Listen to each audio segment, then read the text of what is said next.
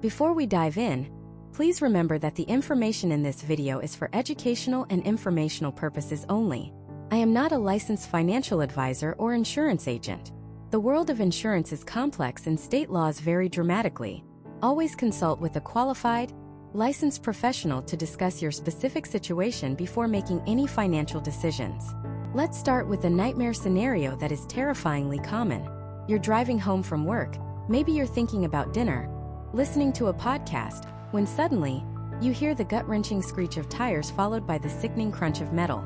Someone just ran a red light and T-boned your car. You're shaken, but you seem to be okay. But your car, your reliable ride that gets you to work, to the grocery store, to your life, it's a wreck. Now imagine the other driver gets out, no license, no registration, and worst of all, no insurance. In that single instant, a minor accident becomes a full-blown financial catastrophe. And the piece of paper that determines whether this is a small headache or a life-altering disaster is your car insurance policy. A document most people sign once and then forget about until it's too late. Here's a fact that should make you sit up and pay attention. A recent study found that nearly half of all American drivers believe they are overpaying for car insurance, and chances are they're right. We're talking about an average of $400 to $800 a year per person just vanishing from your bank account. That's a vacation. That's a new phone. That's a significant payment on your student loans or credit card debt. It's money you are giving away for absolutely no reason. All because the insurance industry is built on a foundation of confusion, jargon, and fine print. This video and this entire series is designed to change that. This is not going to be a boring lecture filled with terms you don't understand. This is your masterclass in mastering the system. We are going to pull back the curtain on the car insurance industry. I will give you the exact knowledge you need to protect yourself, your family, and your money. By the time we're done, you won't just have car insurance, you will understand it, you will control it, and you will know with absolute certainty that you are paying the best possible price for the exact coverage you need. We are going to turn you into the expert that insurance companies hope you never become. So what is car insurance, really? At its core, it's a promise. It's a legal contract between you and an insurance company. You agree to pay a certain amount of money, your premium, and in return, the company promises to cover specific financial losses if you get into an accident. It's that simple. But the devil, as they say, is in the details of that promise. Think of it less like a product you buy and more like a financial bodyguard you hire for your car and, more importantly, for your entire financial life. And you need that bodyguard because in the United States, driving is the single most dangerous and financially risky thing most of us do every single day. We get into our 2-ton metal boxes and travel at high speeds, feet away from other 2-ton metal boxes. Legally, every state except New Hampshire requires you to have some form of financial responsibility, which for 99% of us means car insurance. But the law is just the beginning. The state minimum requirements are often so ridiculously low they're practically useless in a serious accident. A single bad crash without the right coverage isn't just about a totaled car. It's about a totaled life savings. It can lead to crippling lawsuits, wage garnishment, and medical debt that can follow you for the rest of your life. This isn't about protecting your car. It's about protecting your future. Over this series, we are going to demystify everything. We'll break down exactly what terms like liability, collision, comprehensive, uninsured motorist, and personal injury protection actually mean in plain English. We'll explore why a 22-year-old with a sports car in Miami pays a wildly different rate than a 45-year-old with a minivan in Montana. We'll uncover the secrets of how your credit score, your zip code, and even your job title can drastically change your premium. And most importantly, we will give you a step-by-step playbook for shopping for insurance, comparing quotes, and negotiating the absolute lowest rate possible. Let's start right now with the single most important part of any auto insurance policy on the planet, liability coverage. If you learn nothing else today, learn this. Liability coverage does not cover you. It does not cover your passengers. It does not cover your car. Liability coverage pays for the damage you do to other people and their property when an accident is your fault. It is your, "I'm sorry I messed up" fund. It's what protects you from being sued into oblivion by the person you hit. When you look at a policy, you'll see liability coverage expressed as a series of 3 numbers, like 25/50/25, or 100/300/100. It looks like code, but it's incredibly simple once you know the secret. The first number is the maximum amount, in thousands of dollars, your insurance will pay for a single person's bodily injuries in an accident you cause. The second number is the maximum amount they'll pay for all bodily injuries combined in that one accident. And the third number is the maximum amount they'll pay for all property damage. That means the other person's car, or maybe the fence you crashed through, in that accident. So, let's use a common state minimum as an example. 25/50/25. This means your policy will pay up to $25,000 for one person's medical bills, a maximum of $50,000 for everyone's medical bills in the car you hit, and up to $25,000 to repair or replace their vehicle. Now let me ask you a question. Have you seen the price of a new car lately? The average new car in America costs over $48,000. What about a trip to the emergency room? A single ambulance ride and a few stitches can easily top $10,000. A broken leg? You're looking at tens of thousands. A serious injury? Hundreds of thousands or even millions. So let's replay our nightmare scenario. You accidentally run a stop sign and you hit a brand new Ford F-150 with a family of 3 inside. You've got that state minimum 25/50/25 coverage. That new truck is totaled. Its value? $60,000. Your insurance writes a check for $25,000 because that's the limit for property damage. Who pays the remaining $35,000? You do. The driver has a broken arm and his passenger has a concussion. Their medical bills total $70,000. Your insurance pays out $50,000, the maximum for the accident. Who pays the remaining $20,000? You do. In the blink of an eye, you are personally on the hook for $55,000. The other party's lawyer will come after your savings, your investments, and might even get a court order to garnish your future wages until every last cent is paid. That state minimum policy just became a ticket to financial ruin. This is why the very first step to building a smart insurance policy is looking at your liability limits and understanding that the state minimum is a trap. It's designed to make you technically legal, but financially exposed. A good rule of thumb for most middle-class Americans is to carry at least 100/300/100 in liability coverage. For many, even more is necessary. It costs a little more per month, but the peace of mind and the fortress of financial protection it provides is priceless. So, if liability is all about protecting you from the costs of hurting someone else, what about protecting your own car? What happens when your $10,000, $20,000, or $50,000 vehicle is damaged? How do you make sure you don't lose your entire investment? That's where the next two critical pieces of the puzzle come in: collision and comprehensive coverage. And understanding the crucial difference between these two is the key to making sure you're never left standing on the side of the road with a wrecked car and an empty bank account. Let's start with collision. Picture this. You're driving home on a rainy Tuesday night. The roads are slick. You're carefully approaching an intersection. The light turns yellow, and you begin to slow down. But the driver behind you? They're texting. They don't see you braking. The sound of screeching tires is followed by a sickening jolt that shoves your car clear into the intersection. Your heart is pounding, your neck is sore, but you're okay. Your car, however, is not. The entire rear end is crumpled like an accordion. This is exactly where collision coverage steps in. Think of the word itself: collide. This insurance covers damage to your vehicle when it collides with another object, be it another car, a guardrail, a telephone pole, or even a pothole that sends you swerving into a curb. The key thing to remember is that in most cases, it doesn't matter who was at fault. Whether you rear-ended someone or someone rear-ended you, your collision coverage is there to pay for the repairs to your own car. Now, it's not a magic free repair card. This is where you meet one of the most important terms in all of insurance: the deductible. Your deductible is the amount of money you have to pay out of pocket for a repair before your insurance company starts paying. Think of it as your share of the cost. Deductibles typically range from $250 to $1,000, or even more. Let's go back to our rainy Tuesday night. The body shop gives you an estimate: $7,000 to fix your crumpled car. If you have a $500 collision deductible, you pay the first $500 directly to the repair shop. Then your insurance company pays the remaining $6,500. If you chose a $1,000 deductible to get a lower monthly bill, you'd pay the first $1,000, and the insurance would cover the next $6,000. Choosing your deductible is a balancing act. A higher deductible means you're taking on more financial risk yourself, so the insurance company rewards you with a lower monthly premium. A lower deductible means less risk for you, so your premium will be higher. It's a classic case of pay me now or pay me later.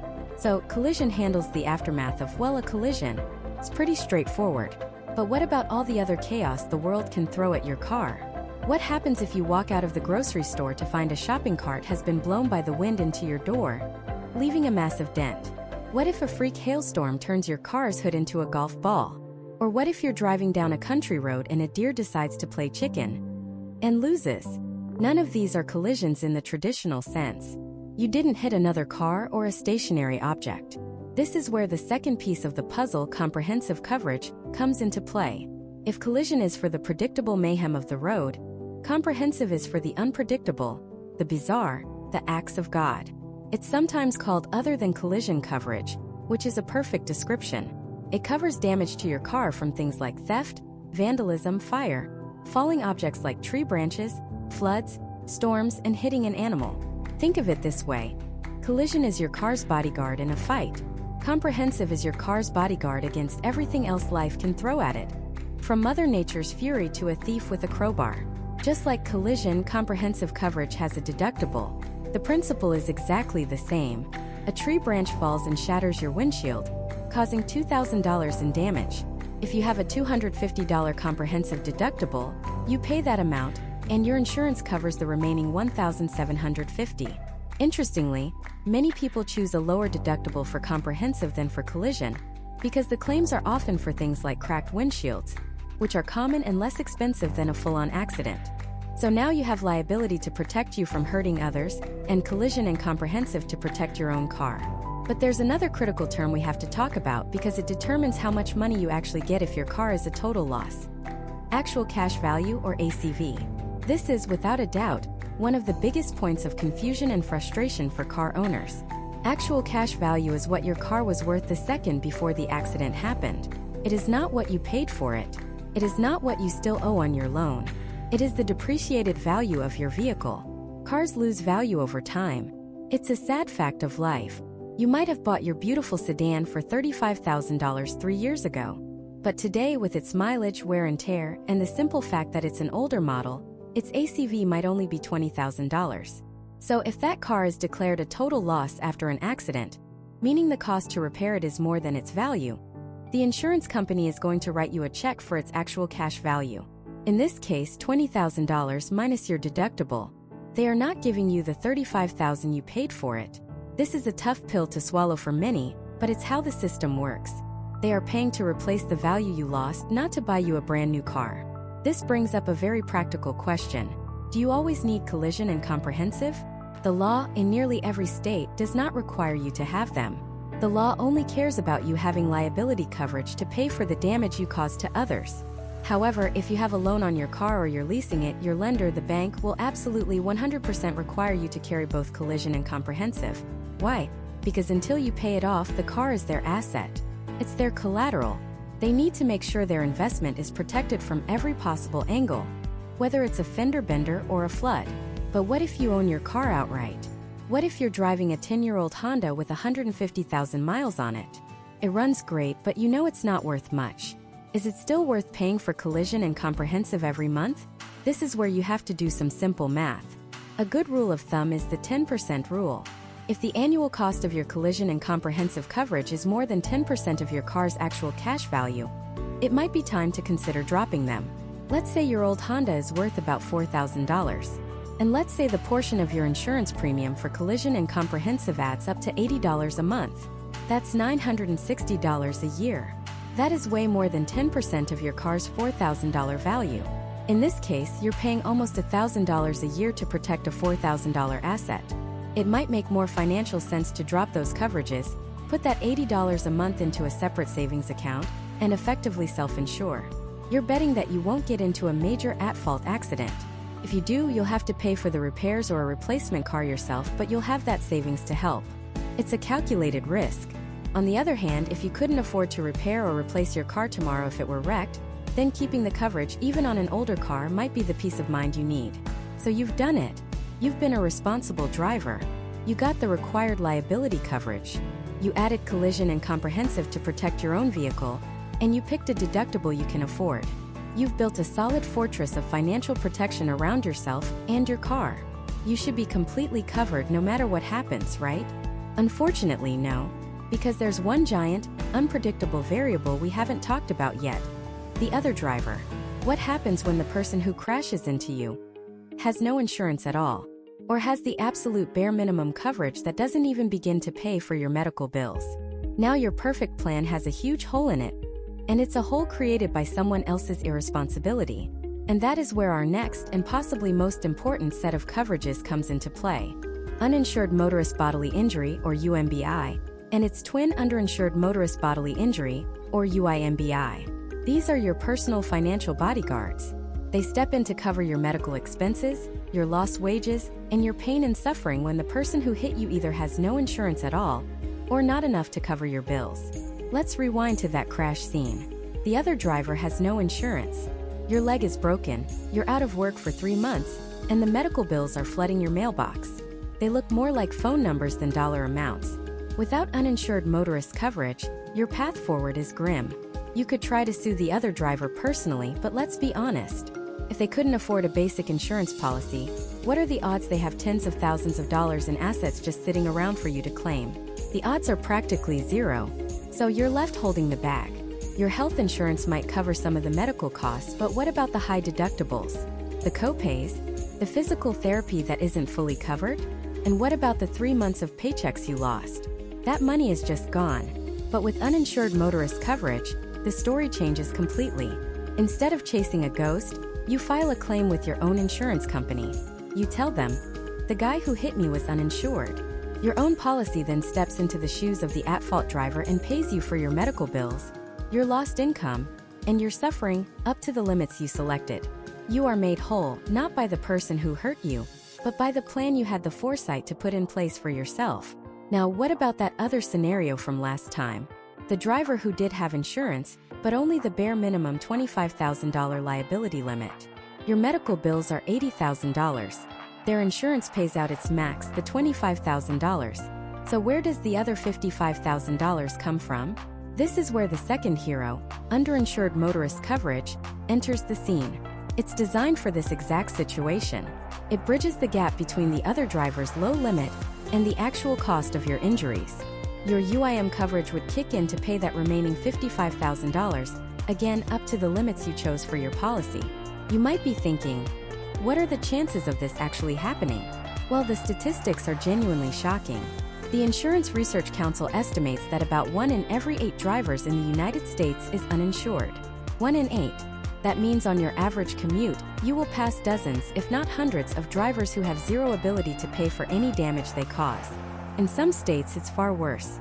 In Mississippi, it's over 29%. Florida, over 20%. New Mexico, 21%. These aren't just numbers. They are a clear and present risk every single time you get behind the wheel. Choosing to go without uninsured and underinsured motorist coverage is like walking into a casino and betting your entire financial future on the hope that none of those millions of uninsured drivers will ever make a mistake that involves you. It is a terrible bet. So, how much UM and UIM coverage should you get? The standard, and very wise, recommendation is to match your uninsured and underinsured motorist limits to your own bodily injury liability limits. The logic is simple and powerful. If you believe you are capable of causing, say, $250,000 worth of harm to another person in a serious accident, then you must accept that another person is capable of causing that same amount of harm to you. You are protecting yourself and your family to the same degree that you are protecting others. Now, there's one more layer to this that your agent might not explain unless you ask. It's called stacking. This is a feature available in many, but not all states. Let's say you have 2 cars on your policy, and you've chosen uninsured motorist limits of $100,000 per person. If you have a non-stacked policy, that $100,000 is the absolute maximum you can claim, period. But if you have a stacked policy, you may be able to combine or stack the coverage from both of your cars.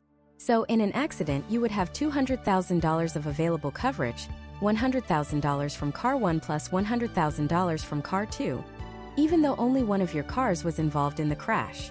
Stacking typically costs a little more, but it is an incredibly powerful way to multiply your protection, especially if you have multiple vehicles. Always ask your insurance provider if stacking is available in your state and what the cost difference is. Could be the single most important decision you make. Okay, so we've handled your medical bills, but what about your car? It's crumpled. The at-fault driver has no insurance. This is where a third related coverage comes in. uninsured motorist property damage, or UMPD. Just like its bodily injury counterpart, this coverage pays to repair or replace your vehicle when an uninsured driver is at fault. It's an alternative to using your own collision coverage, which we'll discuss in depth very soon. Why would you use UMPD instead of collision? Two main reasons. First, the deductible for UMPD is often much lower than a standard collision deductible. It might be $250 instead of $1,000, saving you a good chunk of cash out of pocket. Second, in some states, making a UMPD claim might not be considered an at-fault accident on your record, which could help you avoid a rate increase. However, there are downsides. UMPD coverage is typically capped at a much lower amount, often just a few $1,000s, which might not be enough to replace a newer car. And critically, it does not cover hit-and-run accidents. The uninsured driver must be identified for you to use this coverage.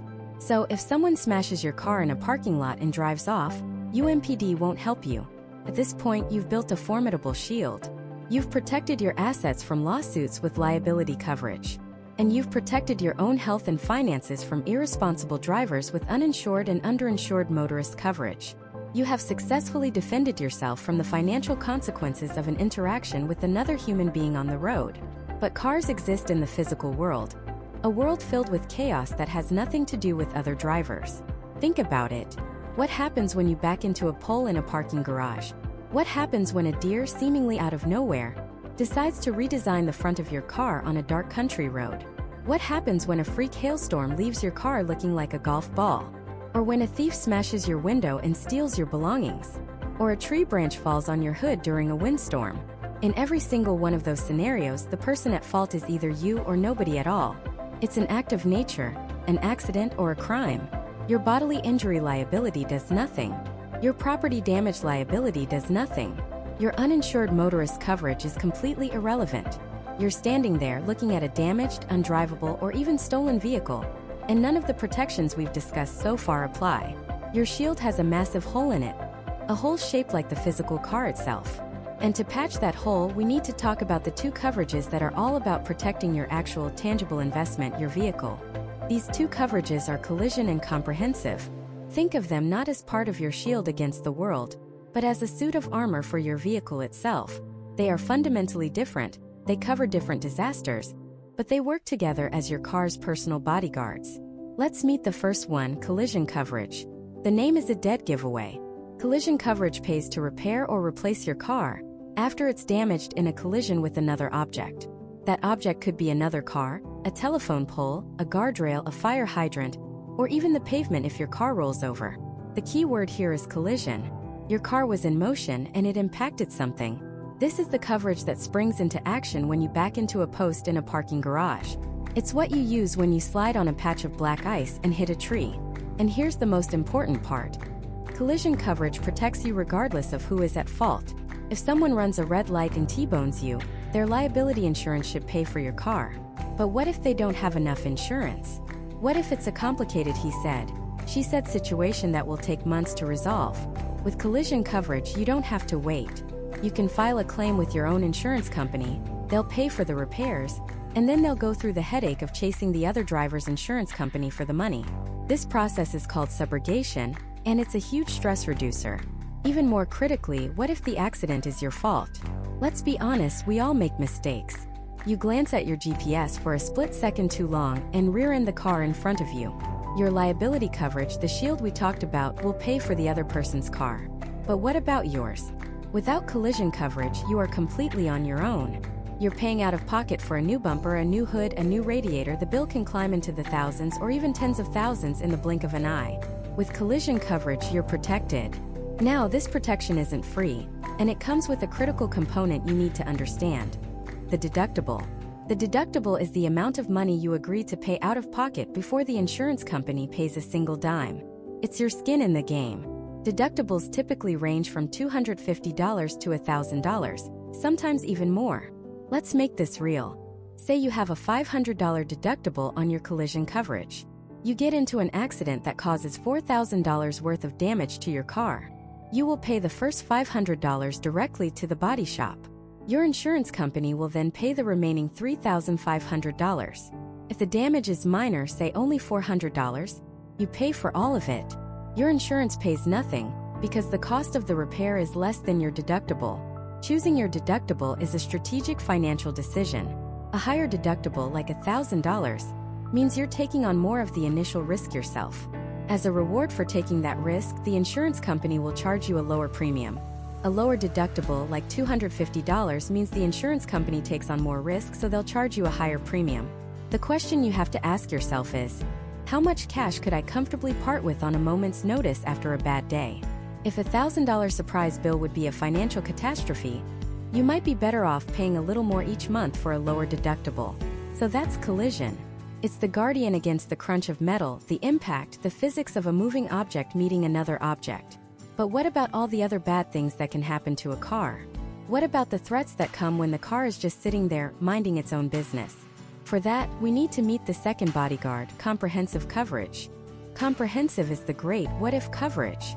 Its official name in many policies is actually other than collision, which is a perfect description. It covers damage to your car from basically anything except a collision or a rollover. This is the coverage for the bizarre, the unfortunate, and the downright unlucky.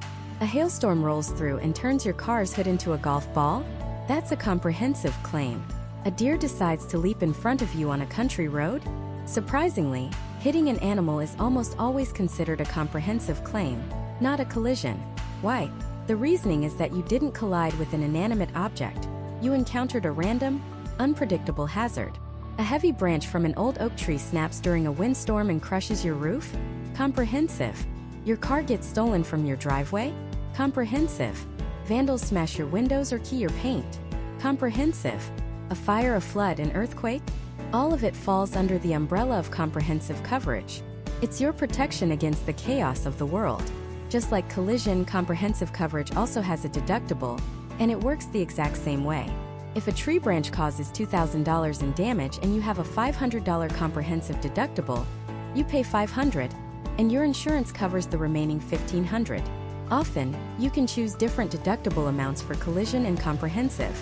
For instance, you might feel a collision is more likely, so you opt for a lower $500 collision deductible, but you're willing to risk a higher $1,000 deductible for comprehensive events to save a little money on your premium. So now we have our two bodyguards: collision for when your car hits something, and comprehensive for when something happens to your car. In the vast majority of cases, if you have a loan on your car or you're leasing it, you won't have a choice in the matter. The bank or leasing company that technically owns the vehicle will absolutely require you to carry both collision and comprehensive coverage. It makes perfect sense. It's their asset, their multi-thousand-dollar investment, and they need to make sure it's protected from every conceivable angle until you've paid it off. If you total the car, they want to make sure their loan gets paid back, and that only happens if you have the coverage to do it. But what if you own your car outright? What if you have the title free and clear? This is where you face a major decision. Do you still need to pay for this suit of armor? The answer isn't yes or no. It's a calculated financial risk. To figure it out, you need two numbers: your car's actual cash value and the annual cost of your collision and comprehensive premiums. You can get a rough idea of your car's value from sites like Kelley Blue Book, but be realistic. Look at the private party value for a car in your condition, not the inflated dealer price. Then, look at your insurance statement or call your agent and find out how much you're paying per year specifically for these two coverages. A common rule of thumb is the 10% rule. If the annual cost of your collision and comprehensive coverage is more than 10% of your car's cash value, it might be time to consider dropping them. Let's do the math. Imagine you have an older car worth about $4,000. Your collision and comprehensive coverage costs you $50 a month, or $600 a year. That's 15% of your car's total value. Now, let's say you have a $500 deductible. If you get into a major accident and your car is declared a total loss, the absolute maximum your insurance company will pay you is $3,500. That's the $4,000 value minus your $500 deductible. So, you're paying $600 a year to protect an asset that, in a worst-case scenario, will only net you $3,500. Is that trade-off worth it? For some, it might be. For many, that money might be better off saved in an emergency fund for a down payment on a new car. The ultimate question is this: if your car was completely destroyed tomorrow, could you afford to repair or replace it without putting yourself in a devastating financial hole? If the answer is a confident yes, then you might be a candidate for dropping collision and comprehensive. But if the thought of a sudden $1,000 plus car expense sends a shiver down your spine, then keeping that coverage even on an older car is probably the wisest decision. It's the price you pay for peace of mind. So, we've now built a pretty solid fortress. Our liability shield protects our finances from others, and our collision and comprehensive armor protects our car itself. We're covered if we hit someone, and we're covered if something or someone hits us. But there's still a gaping hole in our defense. What about our own bodies? What happens if you're injured? What if your passengers are injured? And what happens when the person who crashes into you is one of the millions of drivers on the road with no insurance at all? That frightening scenario is where the next pieces of your policy come into play, and they might just be the ones that save you from true financial ruin. Let's talk about that exact scenario. You're a safe, responsible driver. You pay your premiums on time every time. You do everything right. But the person who just T-boned you in an intersection did everything wrong. They ran a red light, and worse, they let their insurance lapse 6 months ago. Suddenly, their mistake becomes your nightmare. Your car is crumpled, your back is in searing pain, and the person legally responsible for it all has absolutely no way to pay for it. They might get a ticket, they might lose their license, but that doesn't fix your car or pay your medical bills. You're left holding the bag. This isn't some rare freak occurrence. The Insurance Research Council estimates that about 1 in every 8 drivers on the road in the United States is uninsured. 1 in 8. That's more than 12% of everyone you share the road with. In some states, that number skyrockets to 1 in 4. Think about that during your next commute. Every time you merge onto the freeway, you are gambling that the cars surrounding you are driven by responsible people. But the statistics show it's a losing bet. This is precisely why uninsured motorist coverage, or exists. It's one of the most critical, and yet frequently overlooked parts of any auto insurance policy. Put simply, uninsured motorist coverage is insurance you buy to protect yourself from drivers who don't have insurance. It steps in and acts like the at-fault driver's liability policy that they should have had. It's a safety net you buy for yourself. Let's break it down because it usually comes in 2 distinct parts. First, there's uninsured motorist bodily injury, or UMBI. If you are hit by an uninsured driver and you or your passengers are injured, this is the coverage that pays for your medical expenses. It covers hospital bills, ambulance rides, physical therapy, and rehabilitation. But it goes further than that. It can also compensate you for lost wages if your injuries prevent you from working. And critically, it can also provide compensation for pain and suffering, something your own health insurance will never, ever touch. Imagine you're a freelance graphic designer who suffers a serious concussion and 2 broken fingers in a crash caused by an uninsured driver.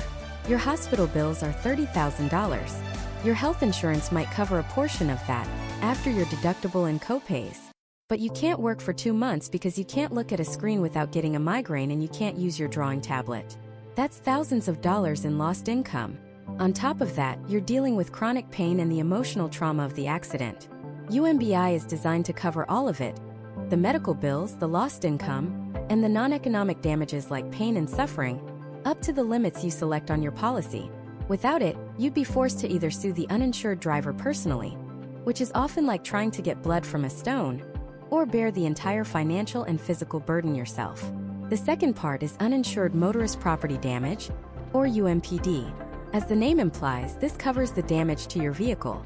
If an uninsured driver totals your car, UMPD will pay to repair or replace it, up to your policy limit. Now you might be thinking, wait, doesn't collision coverage do that? And you're right, it does. We'll dive deep into collision coverage in the next part. But UMPD can be a crucial alternative. In many states, the deductible for a UMPD claim is much lower than for a collision claim. You might have a $1,000 collision deductible, but only a $250 UMPD deductible. Using your UMPD saves you $750 out of pocket. In some states, UMPD is offered as a substitute if you decide not to purchase collision coverage at all, providing a baseline of protection for your car against this specific risk. But the danger doesn't stop with the completely uninsured. There's another, more subtle threat on the road: the underinsured driver. This is someone who did the bare minimum. They bought a policy that only meets their state's lowest legal liability limits. We're talking limits as low as $15,000 for bodily injury in some states. Let's revisit our scenario. The person who T-boned you does have insurance. You breathe a sigh of relief. But then you discover they only have a policy that covers $25,000 per person for bodily injury. Your initial hospital visit, the MRI, the surgery to repair a herniated disc in your neck, and the subsequent physical therapy have already cost $60,000, and the bills are still coming. Their insurance company cuts you a check for their policy limit of $25,000. And that's it. That's all they are legally obligated to pay. You are now personally on the hook for the remaining $35,000 in medical bills, not to mention your lost wages and everything else. This is where underinsured motorist coverage, or UIM, becomes your financial lifesaver. UIM works in tandem with and is often sold together as UM/UIM coverage. It's designed to fill the gap.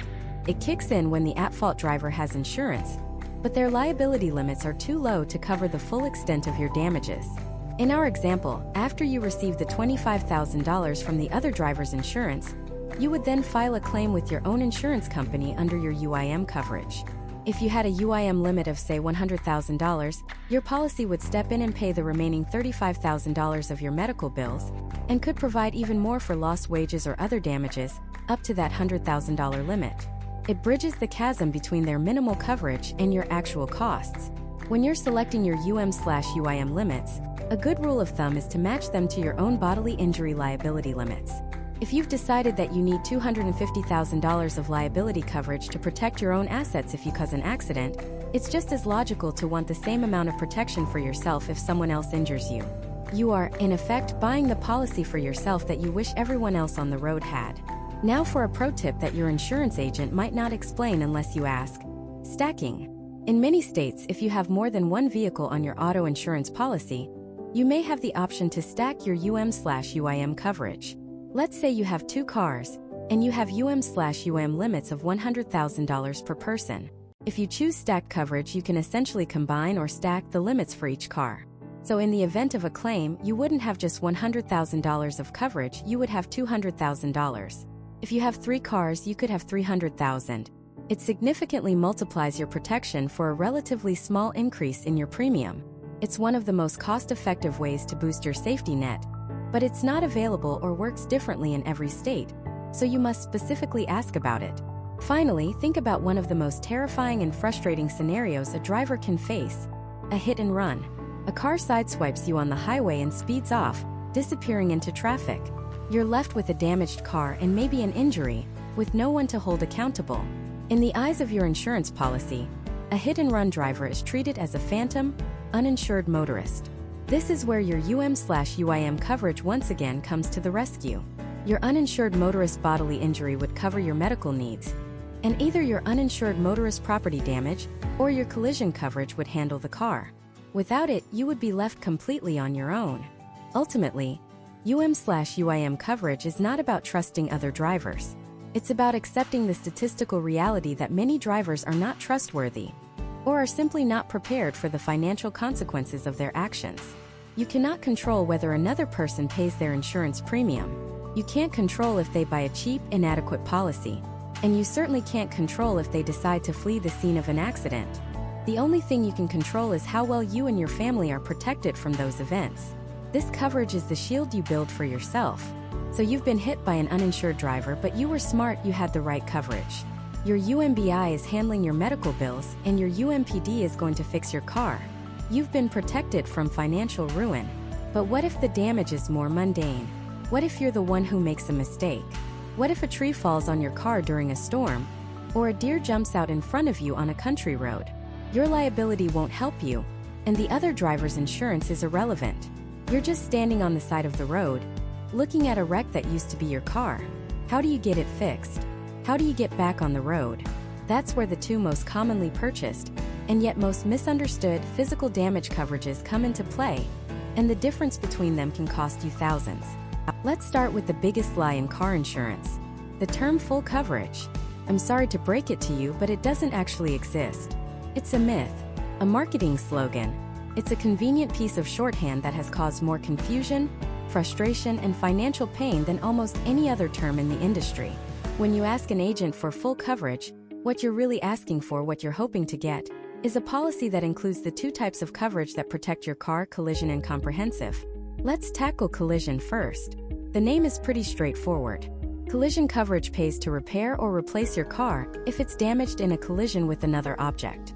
That could be another car, a telephone pole you didn't see while backing up, a guardrail you slid into on an icy road, or even the pavement if your car flips over in an accident. The key thing to remember about collision coverage is that it pays out regardless of who is at fault. Think about it. You're in a crowded parking lot during the holiday season. You're trying to squeeze out of a tight spot. You turn the wheel a little too soon, and you hear that gut-wrenching sound of metal scraping against a concrete pillar. Your fault. 100%. The other driver's insurance isn't going to help you here, because there is no other driver. Without collision coverage, you are paying for that new bumper, that paint job, and that crumpled quarter panel entirely out of your own pocket. Or imagine a hit and run. Someone sideswipes your car overnight while it's parked on the street and just takes off. There's no note, no witness. You have no idea who did it. Who pays? Without collision coverage, you do. With it, your insurance company steps in. This is your protection when fault can't be assigned to someone else. Now, this coverage isn't a blank check. It comes with a deductible. A deductible is the amount of money you have to pay out of pocket for a repair before the insurance company starts paying. Deductibles typically range from $250 to $1,000, or even more. Let's say you have a $500 deductible. You back into that pole and the body shop quotes you $2,000 for the repair. You pay the first $500, and your insurance company pays the remaining $1,500. If the damage was only $400, you'd pay for it all yourself because it's less than your deductible. Choosing your deductible is a balancing act. A higher deductible, like $1,000, means you're taking on more of the initial risk yourself. As a result, your insurance company will reward you with a lower premium.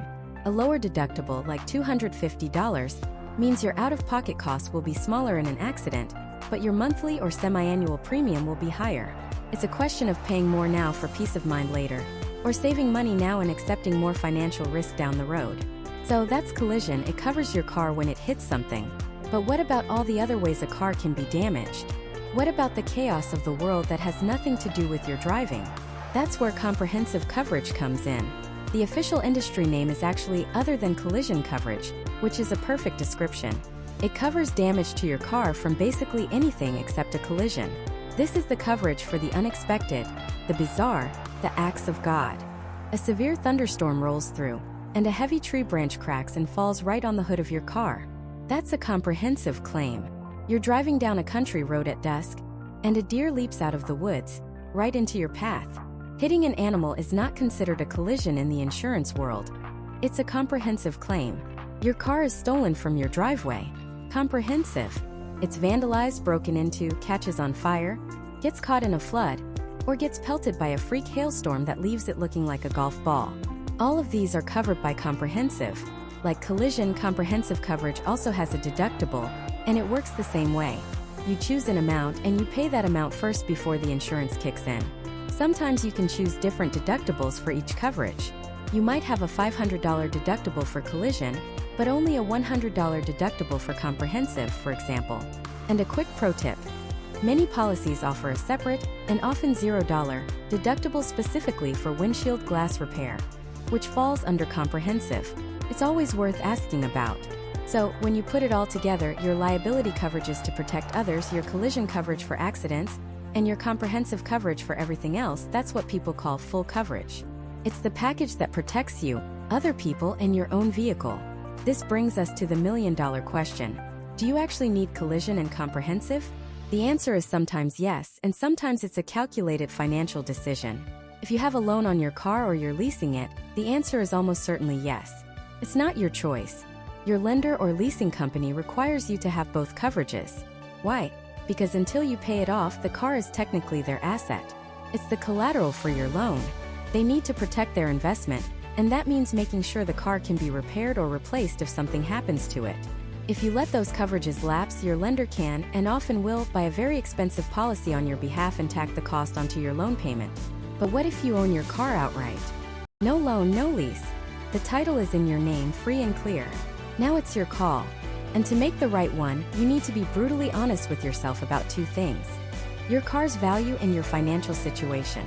First, you need to know your car's actual cash value, or ACV. This is what your car was worth the second before the accident occurred. It's not what you paid for it. It's not what a new one would cost. It's its current market value, taking into account its age, mileage, condition, and depreciation. You can get a good estimate from sites like Kelley Blue Book or Edmunds. Let's say your car's ACV is $15,000. Now ask yourself, if you wrecked it tomorrow, could you comfortably write a check for $15,000 to replace it without derailing your life? If the answer is no, you probably need to keep collision and comprehensive. But what if your car is an older model? A trusty beater with an ACV of only $2,000.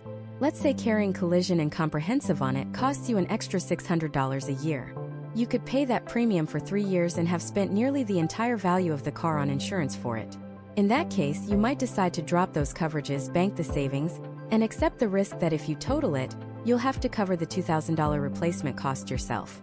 This is a strategy called self-insuring. A good rule of thumb many people use is the 10% rule. If the annual cost of your collision and comprehensive premium is more than 10% of your car's actual cash value, it might be time to consider dropping it. So for that $2,000 car, 10% is $200. If your premium is well above that, the math starts to argue against keeping the coverage. But remember that ACV is a critical and often painful concept. If you total your beloved 5-year-old car that you've kept in pristine condition, the insurance company isn't going to buy you a brand new, current year model. They are going to write you a check for the actual cash value of your 5-year-old car, minus your deductible. That check is meant to make you whole for what you lost, the value of your used car, not to give you a windfall. Understanding ACV is the key to having realistic expectations if you ever have a major claim. So collision and comprehensive are your shield. They protect your investment in your vehicle from the crunch of an accident and the chaos of the world. They ensure that a single bad moment, a patch of ice, a leaping deer, a falling branch, doesn't turn into a devastating financial crisis. Your car is now covered. Whether it's a fender bender or a total loss, you have a plan. But what about the most valuable thing involved in any accident? What about you? What about your passengers? What if your injuries from that crash with the deer mean you can't work for a month? Who pays for your medical bills? Who covers your lost wages? Because I can promise you, collision and comprehensive won't pay a single dime for that. For that, you have to look beyond the physical damage portion of your policy and into the coverages that protect people. And this is where things get truly personal. Let's talk about liability. This is the big one. This is the part of your policy that protects you from financial ruin. Forget the scratch on your door. We're talking about $100,000 lawsuits, life-altering medical bills, and wages lost for years to come. This is the coverage that protects your house, your savings, your future. Everything you've ever worked for. Imagine this scenario. You're driving home, you glance down at your phone for just a second, a single stupid second, and you don't see the car in front of you stop. The impact is hard. Airbags deploy. When the chaos settles, you're okay, just shaken up. But the person in the other car isn't. They're being carefully placed on a stretcher, their car a twisted wreck. In that moment, your world splits into two paths. On one path, you have the right insurance. On the other, you don't. Let's walk down the first path. The first thing that's going to happen is the other driver is going to have medical bills. An ambulance ride alone can be thousands of dollars. Emergency room visits, x-rays, MRIs, surgery, physical therapy, medication, it adds up at a terrifying speed. And what if they can't work for 6 months because of their injuries? They'll be coming after you for their lost wages too. This is where your bodily injury liability coverage springs into action. This is arguably the most important coverage you have. It pays for the medical expenses, pain and suffering, and lost income of the people you injure in an at-fault accident. When you look at your policy, you'll see two numbers for this, like 50/100 or 100/300. This isn't just random insurance jargon. It's the blueprint for your financial survival. The first number is the maximum amount your insurance will pay, in thousands of dollars, for any one person's injuries. So if you have 50/100 coverage, your policy will pay up to $50,000 for one person's medical bills and related costs. The second number is the maximum amount your policy will pay for all injuries in a single accident combined. So with that same 50/100 policy, if you injured 3 people, your insurance would pay a total maximum of $100,000, with no single person getting more than $50,000. Now let me be brutally honest. Nearly every state has a legal minimum for this coverage, and it is dangerously, laughably low. Some states only require something like 25/50, $25,000 per person, $50,000 per accident. In today's world, with the cost of healthcare, $25,000 can be eaten up by the initial emergency room visit and a few diagnostic scans. If the person you hit needs surgery, that 25 grand is gone before they're even wheeled into the operating room. And what happens when the bills exceed your coverage limit? They don't just disappear. The injured party's lawyers will then come after you personally. They will look at your assets, your house, your savings account, your investments. They can even garnish your future wages for years. A single mistake on the road, a moment of distraction, could financially cripple you and your family for decades if you're only carrying state minimum coverage. This is not an exaggeration. It happens every single day. Okay, so your bodily injury liability is handling the people. But what about that other car? It's totaled. And what if you didn't just hit a car? What if you swerved and took out a custom-built brick mailbox and a prize-winning rose garden? What if you slid on ice and crashed into someone's living room? This is where the third number on your liability limits comes in. You'll often see it written as 25/50/25. That third number is your property damage liability. It pays for the stuff you break. In this case, it would pay to replace the other person's totaled car. If their car was worth more than your limit, say you had a $25,000 limit, and you hit a brand new $60,000 SUV, you're on the hook for the $35,000 difference. Again, they will come after your personal assets to get it. This is why skimping on property damage is a terrible idea. Think about how many cars on the road today are worth well over $25,000 or even $50,000. So bodily injury and property damage liability form the core shield that protects you from the financial consequences of hurting someone else or damaging their property. But what if the tables are turned? Let's change the scenario. You're the one sitting at the stoplight doing everything right, and someone else slams into the back of you. They were texting. They were drunk. It was 100% their fault. You're injured, your car is wrecked. You find out the driver who hit you has no insurance at all. Or maybe they have that pathetically low state minimum policy we just talked about, and your medical bills are already soaring past their limits. Now what? You did nothing wrong. Yet you're facing a mountain of debt because the other person was irresponsible. Feels incredibly unfair, and it is. This is where your own policy has to become your hero. Enter uninsured and underinsured motorist coverage. Let's call them UM and UIM. This is one of the most important coverages you can buy, and I want you to listen very carefully. Uninsured motorist coverage pays for your medical bills and your passenger's medical bills if you're hit by someone with no insurance. It also covers you in a hit and run.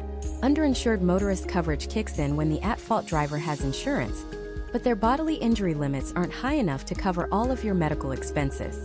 Essentially, you are buying liability insurance for yourself to protect yourself from the millions of drivers on the road who are breaking the law or are just not carrying enough coverage. In most cases, you can purchase UM/UIM limits that match your own bodily injury liability limits. And you absolutely should. This ensures that you and your family have the same level of financial protection that you're extending to others. Don't leave your family's health in the hands of a random, irresponsible stranger. There's one more layer of protection for the people inside your car. It's called medical payments coverage, or MedPay. In some states, it's called personal injury protection, or PIP. While the specifics vary by state, the basic idea is the same. This coverage pays for the medical expenses for you and your passengers, regardless of who is at fault for the accident.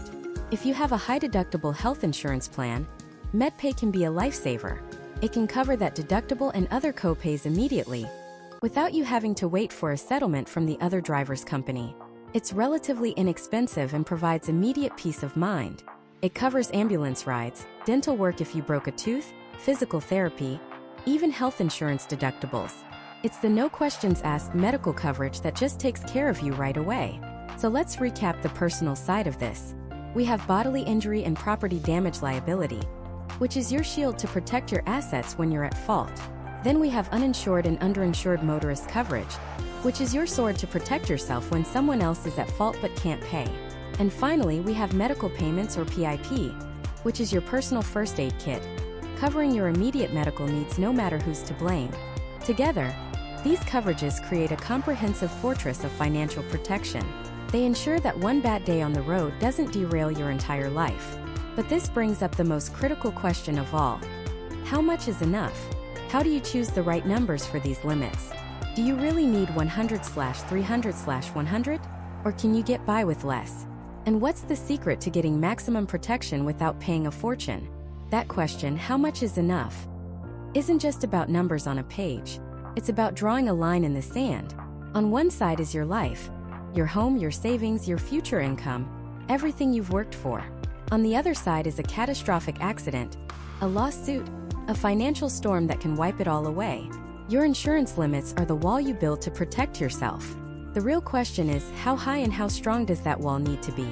Most people start by looking at their state's minimum requirements. Let's be brutally honest. State minimum liability coverage is not a wall. It's a flimsy wooden picket fence. It exists only to satisfy a legal checkbox, not to provide genuine financial protection.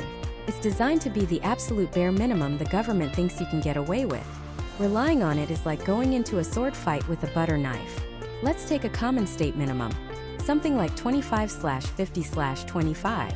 That's $25,000 for bodily injury per person, $50,000 total for all injuries in an accident, and $25,000 for property damage. It sounds okay, right? 25 grand seems like a decent chunk of money, but let's play this out in the real world. You're driving home, you glance at your phone for a split second, and you rear-end a brand new Toyota Highlander at a red light. The Highlander is pushed into the Lexus in front of it. It's a low-speed collision, but modern cars are designed to crumple, and their safety systems are incredibly expensive to repair.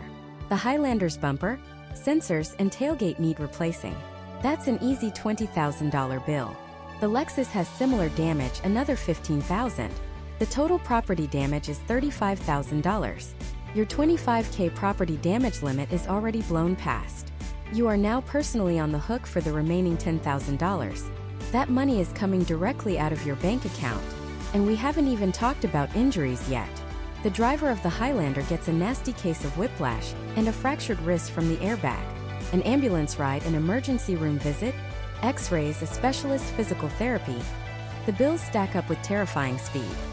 His medical costs quickly surpass your $25,000 per person limit. What if his passenger was also injured? Now you have two people with medical bills, and your policy only covers a total of $50,000 for the entire accident. If their combined medical bills hit $60,000, you're on the hook for the extra $10,000. So in this relatively minor, everyday accident, with a state minimum policy, you could be facing a $20,000 bill out of your own pocket. And that's a good outcome. What if the accident was more serious? What if it involved a surgeon who can no longer perform surgery because of a hand injury you caused? Their lawyer won't be asking for medical bills. They'll be suing for a lifetime of lost income, a figure that can easily reach 7 figures. Your 25/50/25 policy would be a rounding error in that lawsuit. This is why the first rule of choosing your limits is to completely ignore the state minimum. It's a trap. So where do you start? The most common piece of advice from financial planners is this: your liability limits should, at a bare minimum, be equal to your net worth. Your net worth is the value of everything you own. Your home's equity, your car, your savings, your investments, minus everything you owe like your mortgage or car loan. Think of it this way. If you cause an accident and the damages exceed your insurance limits, the other party's lawyers will come after your assets. They will look at everything you own as a potential source of payment. Your insurance is the shield that stands in front of your assets. If your net worth is $200,000, but your liability limit is only $50,000, you have a massive $150,000 gap in your defenses. But here's the secret that most people miss, the part that can change everything. Protecting your current net worth is only half the battle. The real danger, especially if you're younger, isn't just losing what you have now. It's losing what you have yet to earn. If the judgment against you is large enough, and you don't have the assets to cover it, a court can order a wage garnishment. This means they can legally command your employer to take a percentage of your paycheck, every single payday, and send it directly to the person you owe, until the debt is paid. This can go on for years, even decades. It's a financial ball and chain, shackling your future to a mistake from your past. Imagine a 30-year-old engineer with a great career ahead of her. She has a small savings account and some retirement funds, maybe a net worth of $50,000. So she buys a 50/100/50 insurance policy, thinking she's covered. Then, a terrible accident happens and she's found at fault. The judgment against her is $500,000. Her insurance pays out its $100,000 limit. She's now personally liable for the other $400,000. They will take her savings, but that's just the start. For the next 20 years, 15 to 25% of every paycheck she earns could be siphoned off. Every promotion, every raise, a significant portion of it will go to paying off that judgment. That is the devastating reality of being underinsured. You're not just insuring your car. You're insuring your entire financial future. This is where we get to the practical strategy, the way to build a truly protective wall without breaking the bank. It starts by moving up to what I call the responsible baseline. For the vast majority of drivers, this is 100/300/100. 100,000 for bodily injury per person, 300,000 total per accident, and 100,000 for property damage.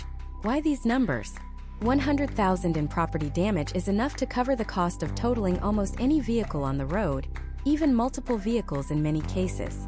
And 100/300 for bodily injury provides a serious buffer against the kind of medical claims that arise from significant, but not catastrophic accidents. For many people, this is a solid, defensible position. The jump in cost from a state minimum policy to a 100/300/100 policy is often surprisingly small for the massive leap in protection you get.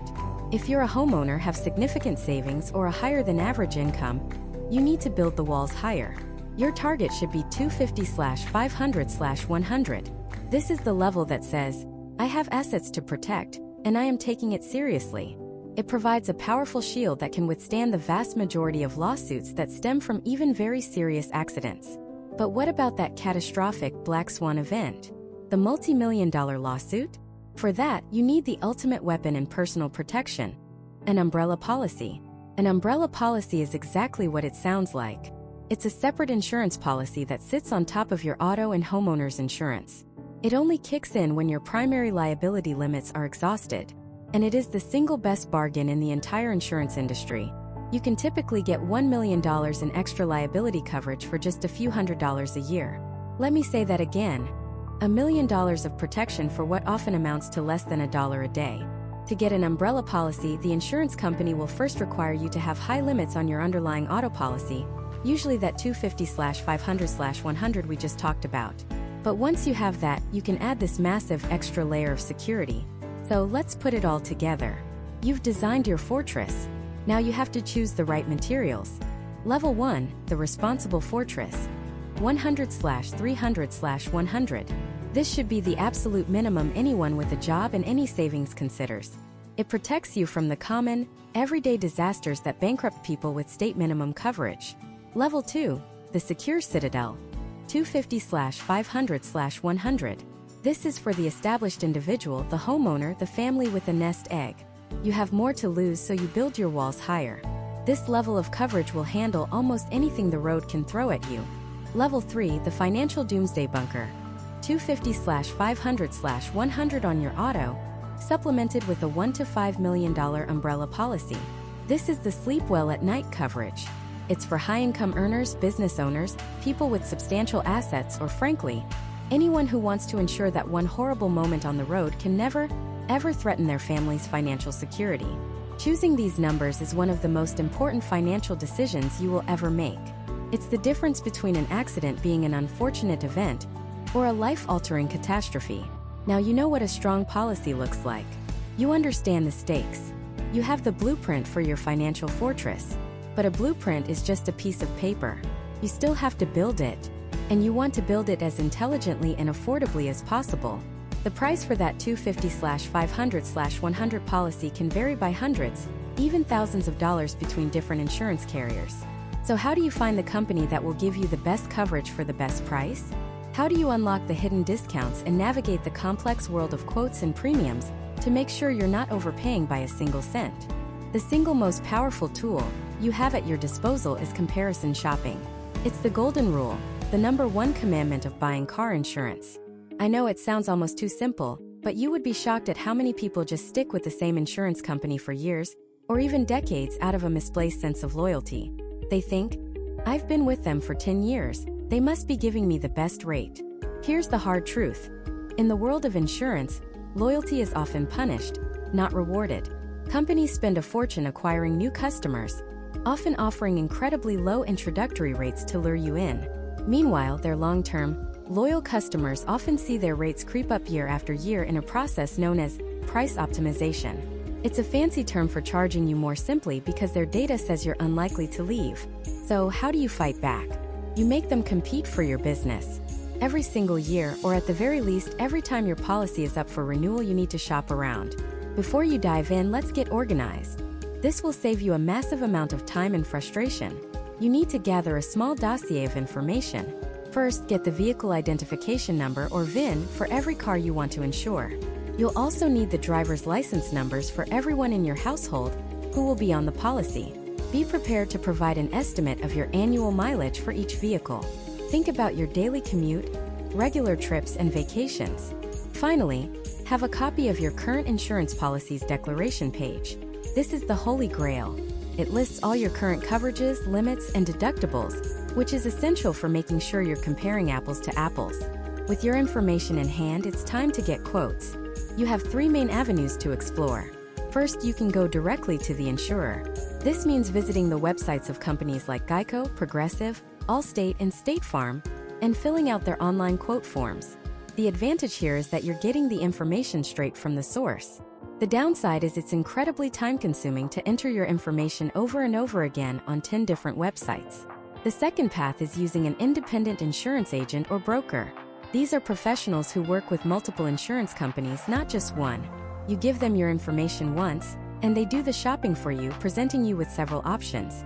This is a fantastic option if you value expert advice and want someone who can explain the nuances between policies. They get paid a commission by the insurance company you choose, so their service is typically free to you. The only potential drawback is that they don't represent every single company on the market. Your third option is using online comparison websites. Think of these as the Expedia or Kayak for car insurance. You enter your information once, and their system pulls quotes from a wide array of carriers. This is by far the fastest way to get a ballpark idea of who is offering the best rates. But be cautious. The quotes can sometimes be estimates, and you'll often need to click through to the insurer's actual website to finalize the price. Also, be aware that some of these sites make money by selling your information as a lead, so you might get a few extra phone calls or emails. Now, here is the most critical part of the entire process, the part where most people go wrong. You cannot just look at the final price. A $500 policy is not better than a $700 policy if it offers you half the protection. You must compare quotes with the exact same coverage levels. Think of it like buying a car. You can't compare the price of a base model Honda Civic to a fully loaded Mercedes S-Class and say the Honda is a better deal. They're different products. Use that declaration page from your current policy as your baseline. If you have 100/300/100 liability coverage, make sure every new quote you get is for 100/300/100. If your collision and comprehensive deductibles are both $500, make sure every new quote uses $500 deductibles. Every single line item must match. Only then can you truly see which company is offering you the most competitive price for the protection you need. Once you have that baseline comparison, you can then play with the numbers to see how changing your coverage affects the premium, but your initial comparison must be an apples-to-apples one. Okay, you're comparing identical quotes. Now it's time to slash that premium. We're going discount hunting. Every insurance company has a long list of potential discounts, but they don't always advertise them, and they certainly don't always apply them automatically. You have to ask. Let's run through the big ones. First, the multi-policy or bundling discount. This is one of the largest discounts available. If you have your auto insurance with one company and your homeowners or renters insurance with another, you are almost certainly leaving money on the table. Combining them with one carrier can often save you anywhere from 10 to 25% on both policies. Next is the multi-car discount. If your household has more than one vehicle, insuring them all on the same policy will be significantly cheaper than insuring them separately. Then there's the good driver discount. If you have a clean driving record with no at-fault accidents or moving violations for the past 3 to 5 years, you should be getting a significant discount. If you just passed that 3-year mark since your last ticket, call your insurer. That ticket may have fallen off their radar, and it could translate into immediate savings. For younger drivers on the policy, the good student discount is a must. Typically, if a student driver under the age of 25 maintains a B average or a 3.0 GPA, they qualify for a discount that can be as high as 15 or 20%. You'll need to provide proof like a report card. Consider taking a defensive driving course. Many states have approved courses, either online or in person, that can knock 5 to 10% off your premium. The discount is often good for 3 years, making the small upfront cost of the class a fantastic investment. Look at your vehicle's safety features. Anti-lock brakes, airbags, automatic seatbelts, daytime running lights, and anti-theft systems like a car alarm or a tracking device can all earn you small discounts. Most modern cars have these, but it never hurts to confirm they're being counted. The way you pay matters. You can often get a discount for paying your entire 6-month or 1-year premium upfront instead of in monthly installments.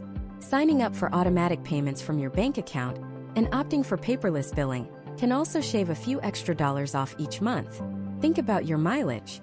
If you work from home, have a short commute, or are just a low-mileage driver in general, you could qualify for a low-mileage discount. This is also where usage-based insurance programs, like Progressive Snapshot or State Farm's Drive Safe and Save, come in. These programs use a smartphone app or a small device in your car to track your actual driving habits. Things like how much you drive when you drive and how often you brake hard. If you're a genuinely safe, low-mileage driver, this can lead to massive savings. Finally, dig deep for affiliation and professional discounts. Are you a member of an alumni association, a credit union, a wholesale club like Costco, or a professional organization? Are you a teacher, engineer, scientist, police officer, firefighter, or member of the military? Many companies have partnerships with these groups and offer special rates to their members. You will never know unless you ask. Literally make a list of every organization you belong to and ask the insurance agent, do you offer a discount for any of these? After you've gathered your apples-to-apples quotes and applied every possible discount, you'll have a clear frontrunner on price. But your job isn't quite done. The cheapest policy isn't the best policy if the company is impossible to deal with when you actually need them. The final step is to do a quick reputation check. Look up customer satisfaction and claims handling scores from independent sources like J.D. Power, Consumer Reports, and your state's Department of Insurance. You want a company that not only offers a great price, but also has a proven track record of paying claims fairly and efficiently. You should also check their financial strength rating from a firm like AM Best. This tells you if the company has the financial stability to pay out claims, even in a major catastrophe.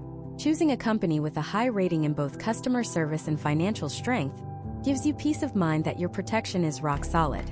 Now, with that foundation of a financially sound company, let's talk about tailoring your policy to the 21st century.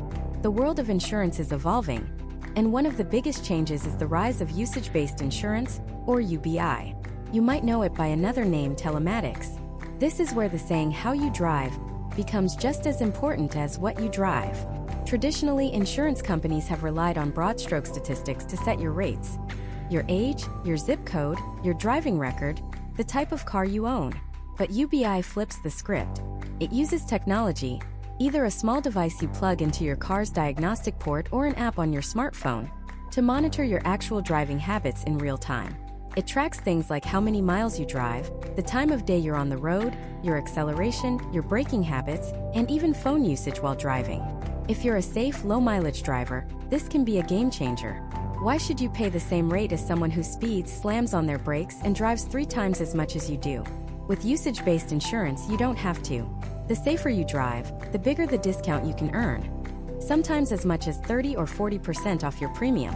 It's a direct reward for good behavior. Of course, it's not for everyone. If you frequently drive late at night, have a heavy foot, or simply don't like the idea of your driving habits being monitored, then a traditional policy might be a better fit. There's a privacy trade-off that you have to be comfortable with.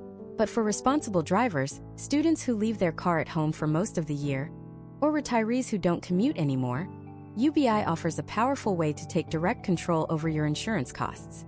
On the other side of the spectrum is a unique product for people who don't own a car at all: non-owner car insurance. This might sound strange.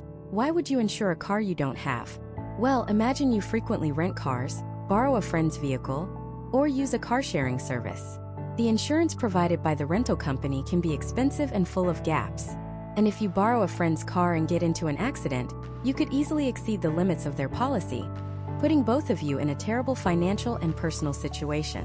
Non-owner insurance acts as your personal liability shield. It follows you, not a specific car. It provides secondary liability coverage, meaning it kicks in after the car owner's primary insurance is exhausted. It's incredibly affordable, often just a fraction of the cost of a standard policy, And it ensures you're not one accident away from financial ruin, just because you don't have a vehicle titled in your name. If you're a city dweller who relies on Zipcar, or you sold your car but still drive occasionally, this is one of the smartest, most overlooked forms of protection you can buy. Now, we've spent this entire series talking about how to prepare for the worst. So let's end by walking through what to do when the worst actually happens. You're in an accident. The metal is bent, glass is shattered, and your heart is pounding. What you do in the next 60 minutes can dramatically affect the outcome of your claim for weeks and months to come. First, safety. Before you do anything else, check for injuries yourself and your passengers. If it's safe to do so, move your vehicle out of the flow of traffic to a shoulder or side street. Turn on your hazard lights. Your immediate priority is to prevent another accident. Second, do not apologize or admit fault. This is critical. You might feel an immediate urge to say, "I'm so sorry." But in the context of an accident, those words can be legally interpreted as an admission of guilt. You can be compassionate and say, "Are you okay?" without saying, "This was my fault." Let the police and the insurance companies determine fault based on the evidence. Stick to the objective facts only. Third, document everything. Your smartphone is your most powerful tool here. Take photos and videos from every conceivable angle before the cars are moved if possible. Get wide shots showing the whole scene, the position of the cars, traffic signs, and road conditions. Then get close-ups of the damage to all vehicles involved, including license plates. Take a picture of the other driver's license, registration, and insurance card. If there are witnesses, get their names and phone numbers. Their independent account can be invaluable. Fourth, call the police. Even for a minor fender bender, a police report is an essential, official record of the incident. It provides an unbiased account that your insurance company will use to process the claim. Some drivers might try to convince you to handle it outside of insurance to avoid a rate hike. Resist this temptation. What seems like a small dent could be hiding thousands of dollars in structural or sensor damage, and without an official record, you have no recourse if they refuse to pay later. Finally, notify your insurance company. Call the claims number on your insurance card as soon as you can. Provide the facts you've gathered. They will assign a claims adjuster to your case, who will be your main point of contact. They'll guide you through the process of getting estimates for repairs and arranging for a rental car if you have that coverage. This process, from the initial crash to the final repair, is the moment of truth for your insurance policy. It's the reason you pay your premiums. All the research you did, all the coverages you selected, all the comparisons you made. It all culminates in this moment, ensuring that a single bad day on the road doesn't derail your entire financial life. As we look to the future, the world of driving and insurance will continue to change. Self-driving cars will challenge the very concept of fault. Artificial intelligence will speed up claims processing from days to minutes. The data we've talked about with telematics will become even more granular, potentially creating policies that are hyper-personalized to every single trip you take. But the core principle will remain the same. We share the roads, and with that comes a shared risk and a shared responsibility. Car insurance is the system we've built to manage that risk. It's not just a legal requirement, it's a financial tool. It's a safety net. So here is your final call to action, the one thing I want you to take away from this entire series. Don't think of your car insurance as just another bill you have to pay. Think of it as the armor that protects you, your family, and your future. Go find your policy's declaration page right now. Look at the numbers. Understand what they mean. Do you have enough liability coverage to protect your assets? Is your deductible something you can comfortably afford to pay tomorrow? Are you paying for coverage you don't need? Or missing a discount you've earned? You are now equipped with the knowledge to answer those questions.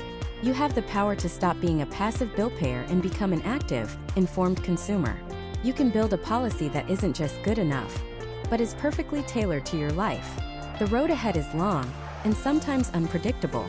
But by mastering this one crucial aspect of car ownership, you've installed a powerful guidance system for your financial journey. You're no longer just a driver. You're a prepared navigator, ready for whatever lies over the horizon. If this series has helped you understand this complex topic even a little bit better, do me a favor and hit that like button. It tells the algorithm that this is valuable information that more people need to see. And subscribe for more deep dives that empower you to take control of your finances. Let me know in the comments the single most surprising thing you learned about car insurance. Drive safe, stay protected, and I'll see you in the next video.